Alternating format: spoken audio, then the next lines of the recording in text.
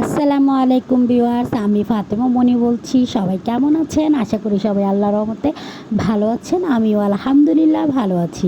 আপনাদের মাঝে নতুন আরেকটি ব্লগ নিয়ে চলে এলাম। সকাল সকাল দেখতে পারলেন আমি নাস্তা এবং চা সাবু রান্না করতেছি। এই যে রুটিগুলো ভেজে নিচ্ছি, পরোটা। কারণ আমার আম্মু আর ইউসুফ রুটি খায়, আর মুসা, আমি, তারপরে সাদিয়া পরোটা খাবো ইনশাল্লাহ। যাই হোক, নাস্তা খেয়ে আমার বাবুর সাথে কথা বলতেছি, ওকেও খাওয়ানো শেষ করছি। এখন আমি ওর সাথে কথা বলতেছি, তুমি কি যাবা, ঘুরতে যাবা? ও বলে হ্যাঁ যাবো। আমি তাহলে গোসল করতে হবে, কারণ আমরা আজকে দাওয়াতে যাব। ও বলে ওকে আমি বলি দাওয়াতে যাব, ও বলে যাই হোক, ছোটো মানুষ কথা বলতে পারে না, তো আমি আমার বোনকে বলতেছি আজকে ঘুরতে যাবি, কাপড় চোপড় রেডি করে রাখ। ও বলছে সব রেডি করে রাখছি, সমস্যা নাই। আমরা একটা বিয়েতে যাব, আমার বাবার কারিগরের বোনের মেয়ের বিয়ে, বোনের বিয়ে। তো ওইখানে আমরা যাব। আমাদের পাশে গ্রামে অটো দিয়ে যাওয়া যায়। তো তো আমরা রেডি হয়ে সবাই বের হয়ে গেলাম দুপুরের খাবার। তো এই যে আমরা গাড়িতে এই কজনই দাওয়াতে যাচ্ছি, এই কজনই। ইউসুফ যাবে না, ইউসুফ বললো না আমি যাবো না। তো আমরা চারজনে এই যাচ্ছি যে অটো দিয়ে। আমরা বলতেছি আর হ্যালো বলো, ও হ্যালো বললো। তো আমার ছেলেকে বললাম বাবা তুমিও বলো হ্যালো, ও তো কিছুই বলে না, ও তাকায় রয়েছে। যাই হোক, কোনো মতন আমরা চলে আসলাম। এখন খেতে বসছি। গ্রামের পরিবেশ বুঝতেই পারেন, এটা গ্রামের বিয়ে, যে সবাই খাওয়া দাওয়া হাত ধুতেছে। যে আমরা খেতে বসছি, যাক আলহামদুলিল্লাহ অনেক মজা হয়েছে। যাই রান্না করছে, আমরা খাবারের আগে প্লেটটা ক্লিন করলাম। আর আমার বাবাকে বলতেছি তুমি কি খাবা? ও বলে ও গ্রামে কি হয়, কুকুর আসে বিয়ের দাওয়াতে।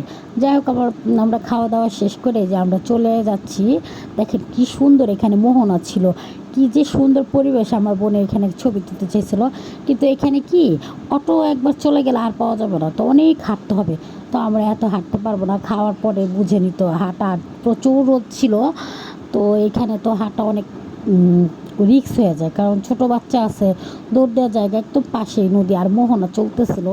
মানে নদী পাক ঘুরে না, এরকম ওই টাইপের হইতেছে, কিন্তু সুন্দর ছিল অনেক জায়গাটা। আমরা বলতেছি এই জায়গাটা ছবি তোলা অনেক সুন্দর। এটা পদ্মা নদী, আমাদের গ্রামের অঞ্চলে এটা হয়, এটা আছে। আমরা এখান থেকে চলে যাচ্ছি, এখন বাসায় চলে আসলাম। এই তো আমাদের বাসা, এটা আমাদের বাসা। এই যে আমার ছেলেকে বলছি আইসা পড়ছি দেখো।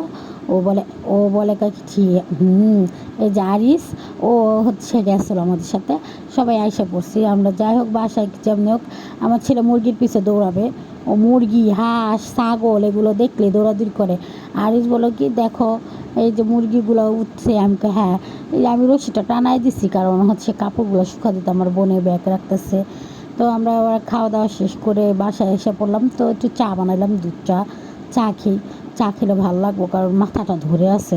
চা না খেলে মনে হয় না কিছুই খাইনি। তো বিকেলে আমি আবার চা বানাই। তো চা চিনি দিতেছি, চিনিটা পরে দিই আমি। যে যার যেরকম ইচ্ছা সে সেরকমই বানায়, কিন্তু আমার ইচ্ছা এরকমই, আমি এইভাবেই বানাই। চা দিই, তারপরে চিনি দিই, চা বলে লিকার দেই, কি উল্টা পাল্টা বলতেছি, চিনি দেই, তারপর দুধ দেই। যাই হোক, আমার আবার এই যে এখানে আমি সব কিছু গুছাই রাখি। আর আমি চা পরিবেশন করি স্টিলের প্লেটে নিয়ে, সুন্দর করে স্টিলের কাপ, সুন্দর লাগে। আর ওই যেটা আমার বোনের কাছে কাপে খায়, তো ওকে কাছে কাপে স্টিলের জিনিস আমার কাছে খুবই ভালো লাগে, কারণ দেখতেও সুন্দর লাগে, আর ব্যবহার করেও শান্তি। আমাদের ঘরে কাঁসারও প্লেট আছে, তবে আমরা কাঁসার প্লেটটা এত ইউজ করি না। আমরা স্টিলেরটাই করি। কাচেরগুলো থেকে, তারপরে কাঁসা, পিতল এগুলো থেকে আমার কাছে স্টিলেরটাই ভালো লাগে। আম্মুকে বলছে আরও স্টিলের জিনিস কিনবা, অনেকগুলো আছে স্টিলের জিনিস, একটা শোকেসের উপরে ভরে গেছে। রাত হয়ে গেছে, চা খেয়ে আবার রাতের খাবার খেলাম আমরা। আমার ছেলে এখানে খেলতেছে, কলম দিয়ে লেখা পড়াশোনা করবে।